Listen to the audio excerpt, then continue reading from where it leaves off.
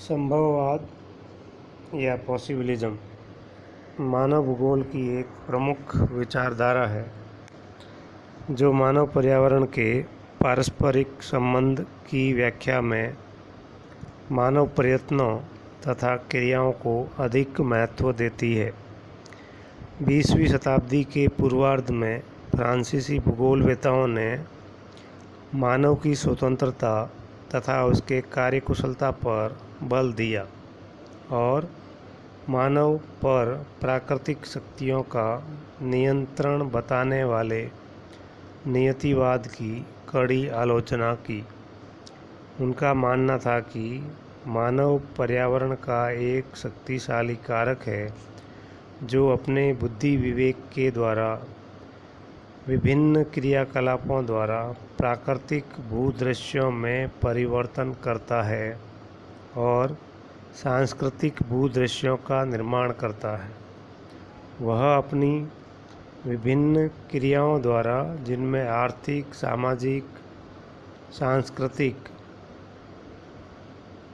क्रियाओं से भूतल पर विभिन्न प्रकार के भूदृश्य निर्मित होते हैं, जिनसे क्षेत्रीय भिन्नता उत्पन्न होती है। इन भिन्नताओं का कर्ता धर्ता मानव है।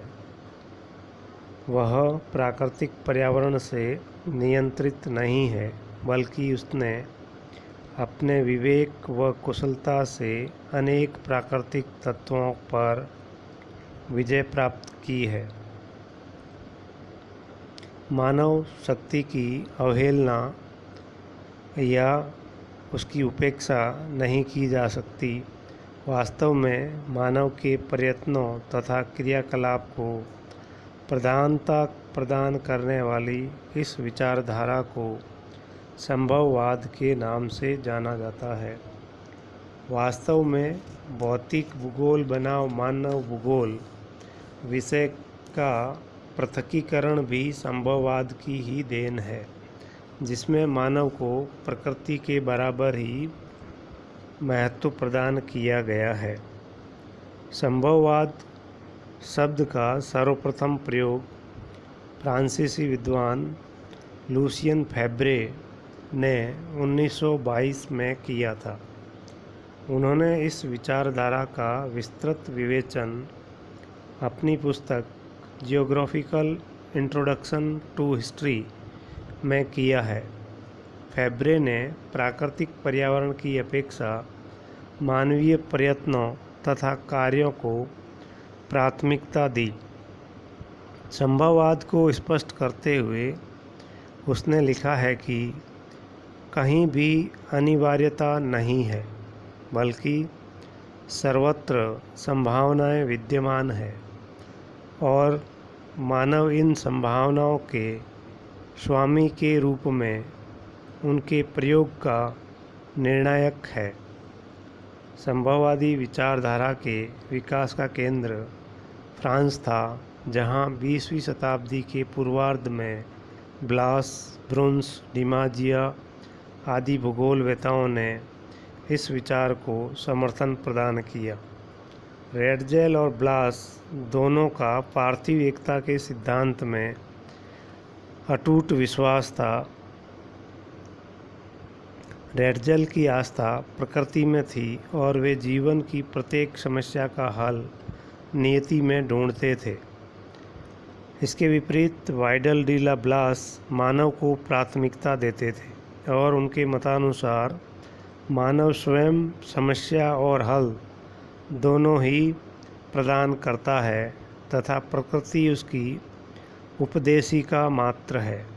ब्लास ने मानव के विवेक, कौशल तथा क्रियाकलापों को अधिक महत्वपूर्ण समझा और मानव शक्ति में आस्था व्यक्त की।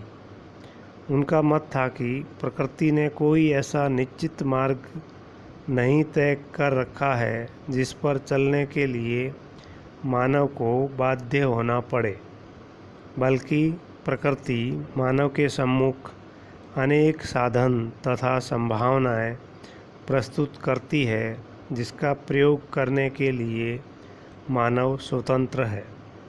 मानव अपनी क्षमता, कौशल तथा आवश्यकता अनुसार उनका उपयोग कर सकता है। प्रकृति द्वारा प्रत्येक अनेक संभावनाओं में से वह अपनी क्षमता तथा आवश्यकता अनुसार उपयोगी संभावना का चयन करता है। इस चयन में वह नियंत्रित नहीं बल्कि स्वतंत्र होता है।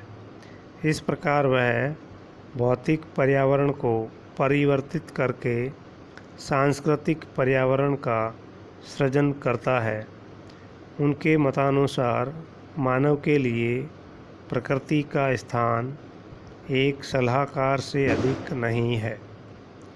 ब्लास की भांति ब्रुन्स और डिमाजिया ने भी मानवीय प्रयत्नों और कार्यकलापों पर बल दिया है। ब्रुन्स मानव और उसके कार्यों को ही प्रमुख मानते हैं। प्रकृति का स्थान उनके लिए गौण है। उनके अनुसार मानव एक निष्क्रिय प्राणी नहीं है बल्कि एक क्रियाशील शक्ति है जो पर्यावरण को परिवर्तित करने में सतत प्रयत्नशील रहती है। इसी प्रकार संभववाद के समर्थक अमेरिकी भूगोलविदों में ईसा बोमेन के अनुसार मानव अपने क्रियाकलापों के चयन के लिए स्वतंत्र है, न कि प्रकृति के नियंत्रण में है। उनका मत था कि प्राकृतिक पर्यावरण मानव समाज के स्वरूप को निर्धारित नहीं करता। पर्यावरण के तत्व मानव के संपर्क से परिवर्तित हो जाते हैं। जिस प्रकार मानवता स्वयं भी परिवर्तनशील है। वे आगे बताते हैं कि मानव दक्षिणी ध्रुव पर आरामदेह तथा प्रकाश युक्त आवास का निर्माण करने में समर्थ है, वहीं शिक्षा, रंगमंच, खेल आदि की व्यवस्था कर सकता है। इस प्रकार संभववाद के समर्थकों का मत है कि मानव में इतनी शक्ति तथा कौशल विद्यमान है कि वह प्रकृति के नियंत्रण में नहीं रह सकता, क्योंकि वह प्रकृति को अपनी आवश्यकता के अनुरूप मोड़ लेने या परिवर्तित करने में समर्थ है। उनका यह भी मानना है कि मानव के लिए कुछ भी असंभव नहीं है। वह अपनी क्षमता तथा विवेक से सब कुछ संभव करने में समर्थ है। इतना अवश्य है कि मानव प्रकृति से सहयोग प्राप्त करता है और उससे प्रभावित भी हो सकता है, किंतु उससे कदापि नियंत्रित नहीं है। दूसरे शब्दों में, संभववाद विचारधारा मानव की महत्व को प्रमुखता से प्रदर्शित करता है और प्रकृति को उसके सहयोग के रूप में देखता है। यह विचारधारा 20वीं शताब्दी तक फलती फूलती रही। मानव ने अपने बुद्धि, कौशल और विज्ञान के बल पर बहुत सारे आविष्कार किए और असंभव लगने वाली चीज़ों को संभव बनाया। इन्हीं उपलब्धियों के कारण संभववाद का विकास हुआ और यह विचारधारा 20वीं शताब्दी तक सफल रही। इसी विचारधारा के आधार पर मानव द्वारा अत्यधिक संसाधनों का दोहन किया गया। प्राकृतिक संसाधनों के अत्यधिक दोहन से प्रकृति में असंतुलन उत्पन्न हुआ और प्राकृतिक तत्वों के संतुलन में व्यवधान उत्पन्न हुआ और कई सारे तत्व प्रदूषित हुए, जिनमें जल प्रदूषण, वायु प्रदूषण, ध्वनि प्रदूषण आदि के द्वारा मानव जीवन के लिए खतरा उत्पन्न हुआ। मानव के वैज्ञानिक आविष्कार ही उसके लिए मुसीबत बनने लगे।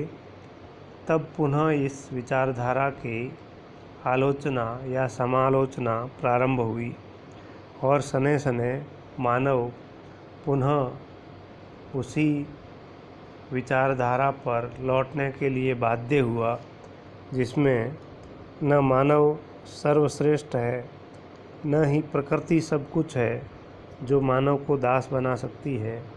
इस प्रकार संभववाद की यह विचारधारा पूर्ण न होकर अपूर्ण ही रही, जिसमें न प्रकृति को कम आंका जा सकता है, न मानव की क्षमता को कम किया जा सकता है। इस आधार पर इस विचारधारा का विरोध प्रारंभ हुआ और एक नई विचारधारा का जन्म हुआ, जिसे नवनियतिवाद या नव पर्यावरणवाद के नाम से जाना जाता है।